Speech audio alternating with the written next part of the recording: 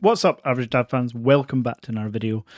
Now, like most of you watching my video, you must be fairly deep in the tech game. Well, to find my channel, you definitely must be deep in the tech game. I have been doing YouTube tech reviews for roughly 3 years now. And I always think to myself, what came first, the chicken or the egg? Do I buy tech to make YouTube content, or do I make the YouTube content to justify all the tech I want to buy? I still can't decide that. Luckily, both work together quite well. The amount of tech I use is endless. What I am going to discuss is the top 5 tech gadgets that I cannot live without. I use these every single day.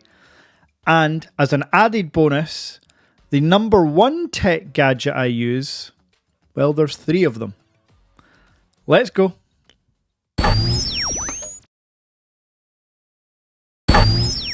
So at number 5, and I'm actually ashamed because I've kind of lied, I don't use number 5 every day, but I couldn't live without it. I use it as often as time permits while having a job, a YouTube channel, and 2 young children. It's a PlayStation 5. I was late to the PlayStation party. I had an Xbox Series 1, then a Series S, tried a Series X, and that was fine. Xbox Game Pass is fantastic, but the difference and upgrade the PlayStation 5 gives me is unreal.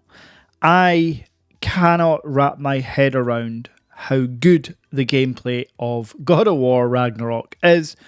So as a way to de-stress, whenever I can, to switch on the PlayStation, browse all the games that they have, mostly just play God of War or Fall Guys.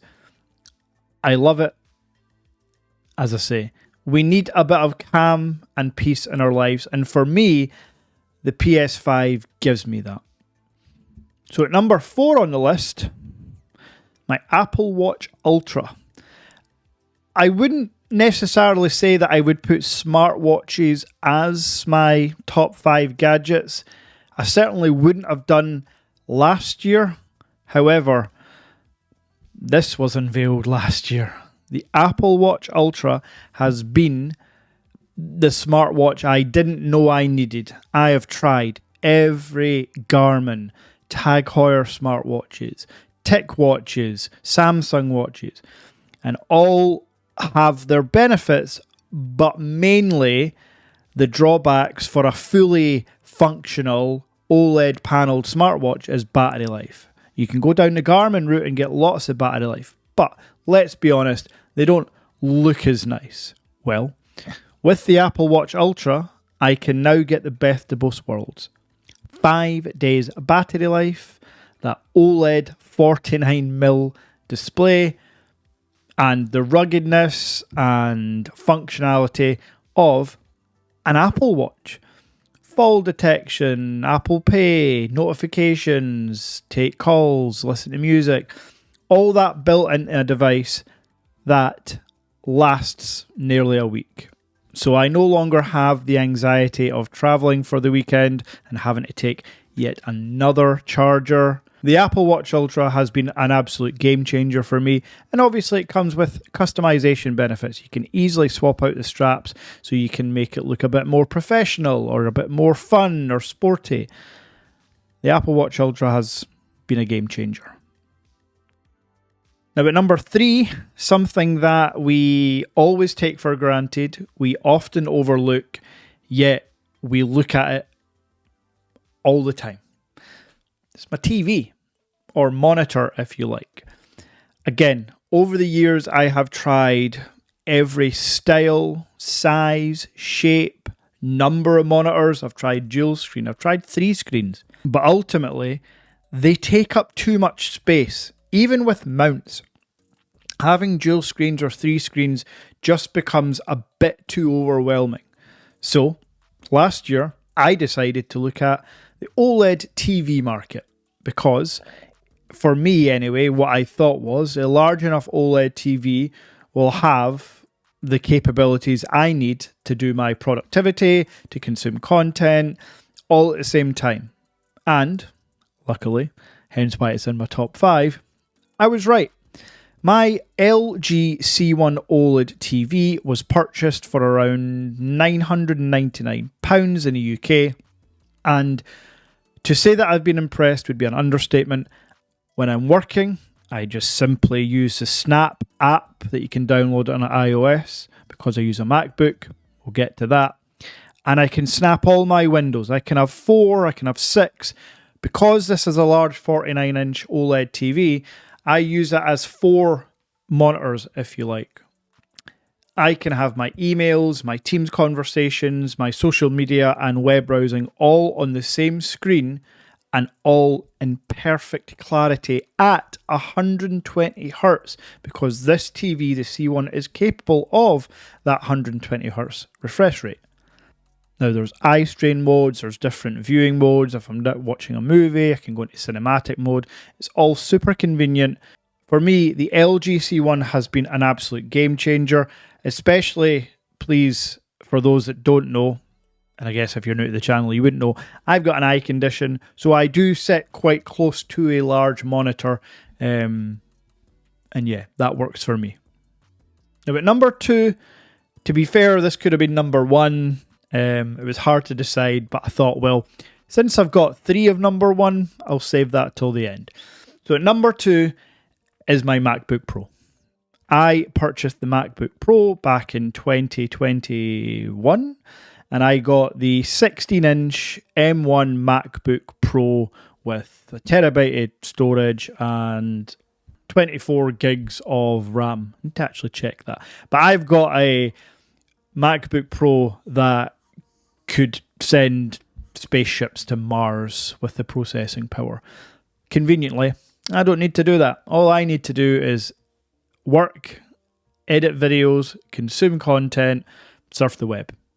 That's what I use my MacBook Pro for, and I use it, again, much like the TV, if not even more, because it's a laptop. I don't have to have it plugged to the TV, but I always have my MacBook Pro docked to the TV, or at least majority of the time.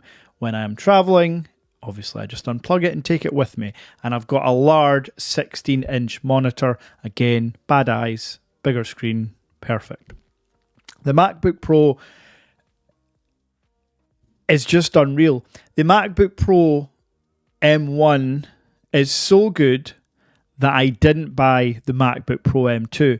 And that's a big deal for me. I am that guy. I will upgrade every year, almost no matter what. But with the MacBook Pro, this is the first laptop or any tech product that I can really think of that I haven't thought about upgrading. Never. It wasn't even like should a cost didn't come into it. There is zero reason why I would want to upgrade. As mentioned, Video Editing Final Cut Pro, which is the app I use to do all my videos, is completely seamless, especially with the Stream Deck I've purchased. So I can edit a 12-minute video in around an hour. That 12-minute video will take around 5 minutes to render. It will then upload to YouTube, and it will be in glorious 4K for you to watch. So from shooting to editing to processing, it's like a 3 or 4 hour turnaround. Previously, with my Intel 27-inch Mac, that was a 12 to 16 hour process.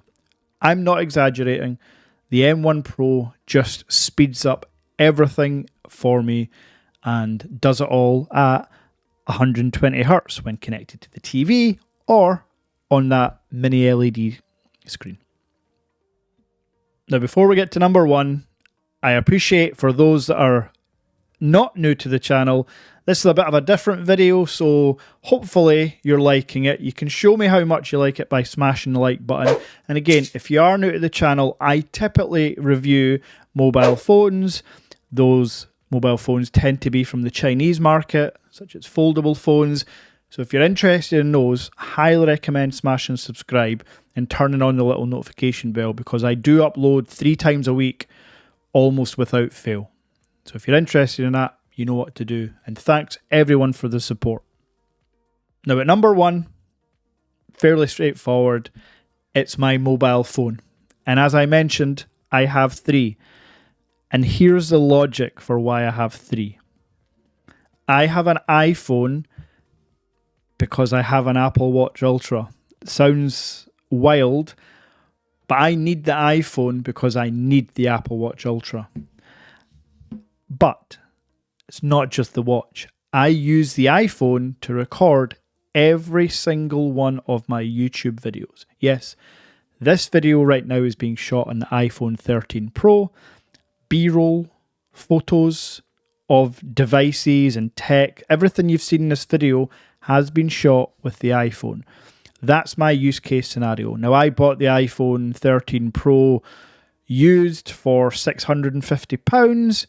So for me, £650 is a bargain when you consider the video and photography capabilities it brings, and it's connected to my Apple Watch Ultra. So yeah, the iPhone's a no-brainer. Any true tech geek, I am almost convinced that you should have an iOS and an Android device. And that brings me to the second phone that I use. I have the Xiaomi 13 Ultra as my number 1 candy bar Android device. I've run it as superlatives. It almost leaves me lost for words how much is crammed into this device. I mean, you won't be able to hear that because there'll be a limiter and nice stuff going on with the Shure mic, but it rattles because the camera sensors are so large. These are all quad 50 megapixel cameras, Sony IMX989 sensors, 120 times zoom, a 6.8 inch screen or 6.73. It's phenomenal. It's got an 8 Gen 2 chip. It's got a global ROM. This was released in Europe for UK customers to buy. However, the price was around £1,300, which is steep. You can pick this up from WONDA Mobile. The link is in description for, I think, about £950, something like that, which is an absolute bargain. To get this device, I'm telling you now, this is on a par, if not better, than the S23 Ultra, which is £300 or £400 more expensive. This is a 0.5 terabyte version. But sales pitch aside, I love the customization that Android brings. iPhone just don't bring that. I love doing comparisons between the softwares and the technology when it comes to hardware. So I need an Android device. And for me, as I say, I try and get the best of both. The iPhone Pro is obviously the best in iOS. And for me, the Xiaomi 13 Ultra is the best on Android. With the caveat, the third phone I use, it's another Xiaomi, it's another Android, but obviously this is slightly different. For those that know, they know. This is the Xiaomi Mix Fold 3, and it's a large screen foldable device. This is what helped build and create my channel. Foldable phones that just look, feel, and function superbly. The Mix Fold 3 is fantastic for all of the things I mentioned about the 13 Ultra, but I can then unfold the device to make it a larger screen for consuming content, for multitasking. Yeah, I have done endless videos on foldable phones. You can check them all out in the channel. So again, another good reason to smash subscribe. Check out all my content. The Mix Fold 3 is the most recent foldable phone I've purchased. However, soon there will be more. And I guess that's my point when it comes to the phones. I will only ever keep 3 phones, maybe, but it's always candy bar Android, iPhone, and a foldable device. So that's been my top 5 tech that I use almost every day. PlayStation 5, I wish I could use it every day. Let me know in the comments what you use. What's your laptop? What smartwatch do you use? What phone are you using? Let me know. And if you are on the PlayStation 5, let me know in the comments what games I should be playing when I get time. God of War is almost complete. I'm 82% through the game. I'm going to be kind of sad to finish it, to be honest. But Anyway, let me know in the comments all the tech you use. If you've got any questions about any of the tech I use, you know what to do. You can buy it brand new using the links in the description below. My Amazon affiliate links will all be there. Or we can work out some sort of deal for any of the tech I've mentioned. So, until next time.